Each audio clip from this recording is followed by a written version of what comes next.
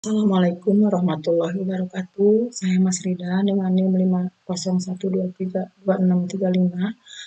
mahasiswa Magister Pendidikan Dasar semester 3.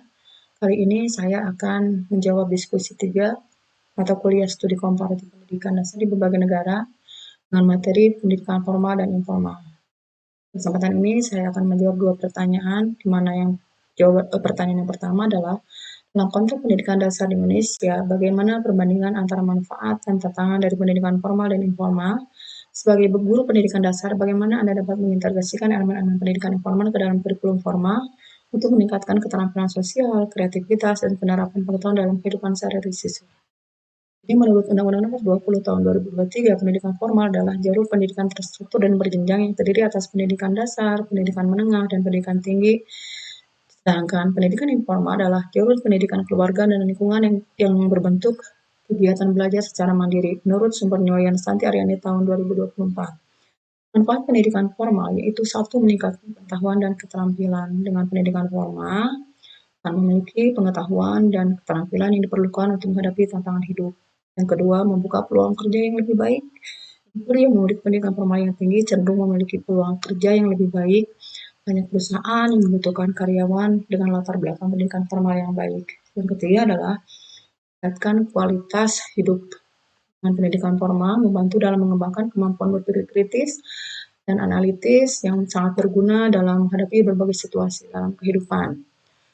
Manfaat pendidikan informal antara lain, yang pertama adalah sebagai dasar bagi pembentukan karakter sejak dini. Dalam hal ini, lingkungan keluarga dapat membantu anak mengembangkan akhlak mulia, sopan santun, dan moral melalui komunikasi dan interaksi dalam keluarga. Yang kedua adalah mendukung kekuatan spiritual dan pengendalian diri.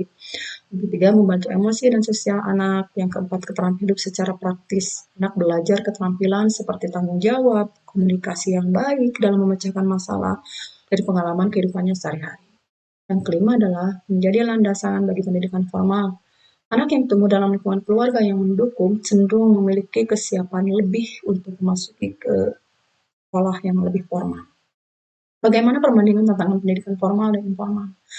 Tantangan pendidikan formal adalah yang pertama, kurangnya akses pendidikan yang merata. Biasanya ini ada di daerah-daerah terpencil yang misalnya terhalang oleh geografis, oleh cuaca karena mungkin pegunungan atau oleh karena cuacanya yang tidak baik, terhalang oleh pegunungan, terus oleh lautan dan lain-lain. Aksesnya juga di perjalanan sulit seperti gambar di sini. Jembatannya rusak, jadi susah terakses. Ya. Kedua, keterbatasan sarana dan prasarana. Ini ada gambar yang ruang kelasnya juga tidak tidak tidak baik.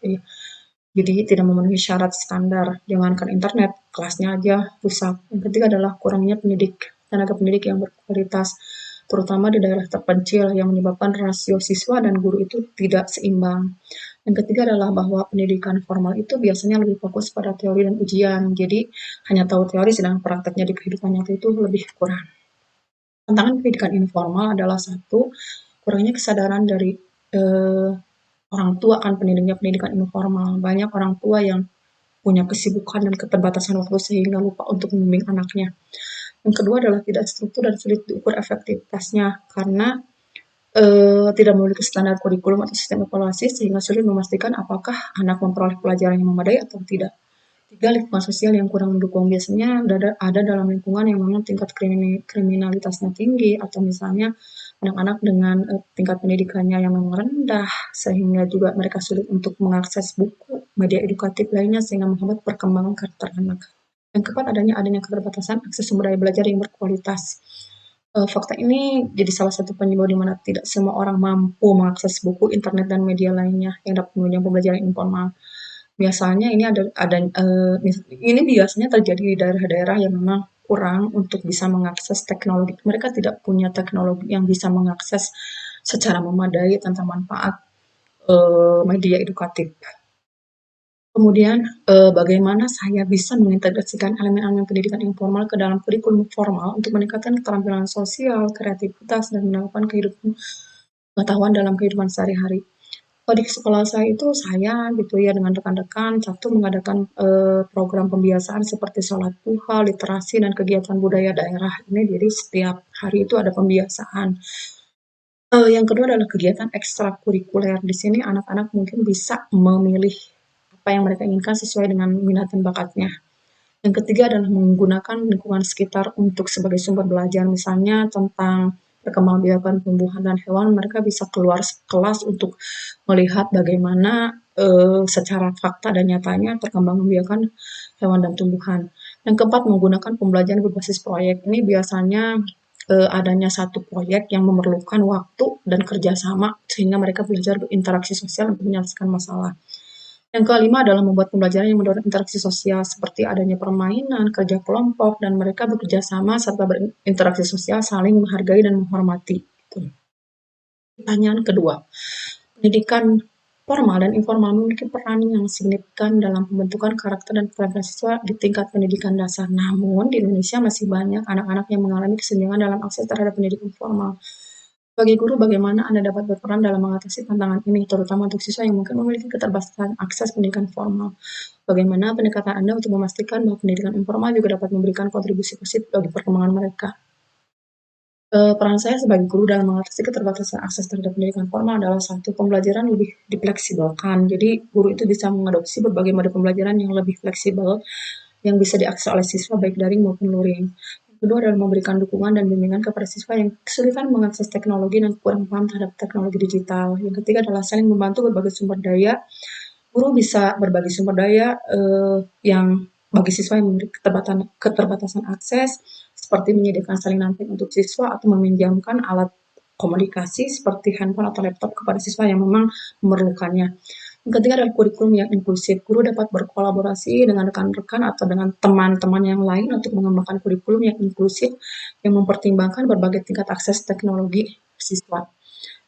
Pendekatan yang saya gunakan untuk memastikan pendidikan informal memberikan kontribusi positif, satu, menjalin komunikasi dengan baik dengan orang tua siswa. Jadi melibatkan orang tua dalam kegiatan di sekolah, berkomunikasi secara rutin tentang kemajuan anaknya, saling memberikan masukan tentang kesulitan yang dihadapi dan dalam mendidik putra-putrinya. Kemudian yang kedua, mengaitkan materi pembelajaran dengan kehidupan sehari-hari, mendorong mereka untuk menerapkan materi pelajaran dengan kehidupan sehari-hari. Ketiga adalah meningkatkan peran orang tua dalam pendidikan karakter, memberikan dorongan kepada orang tua supaya di rumahnya itu memberikan atau menanamkan kebiasaan baik pada anak-anaknya, misalnya rajin beribadah, disiplin waktu belajar, menghormati orang tua, membantu, dan saling menghargai. Tiga adalah mengintegrasikan materi ajar dengan kearifan lokal, memastikan anak memahami nilai-nilai budaya dan moral dari lingkungannya, memperkaya pendidikan formal dengan kearifan lokal, mengadakan kegiatan sekolah yang melibatkan tradisi lokal seperti festival seni, cerita rakyat, dan lain-lain. Kesimpulannya adalah bahwa dalam pendidikan formal setiap orang akan memperoleh pendidikan yang lebih luas tentang pengetahuan, keterampilan, dan sikap sebagai bekal untuk kehidupan di masyarakat. Pendidikan informal akan membantu membentuk karakter dan kepribadian seseorang. Kedua pendidikan tersebut memiliki peran penting dalam mendukung pertumbuhan dan perkembangan individu. Sekian dari saya. Terima kasih. Maaf atas segala kekurangan. Wassalamualaikum warahmatullahi wabarakatuh.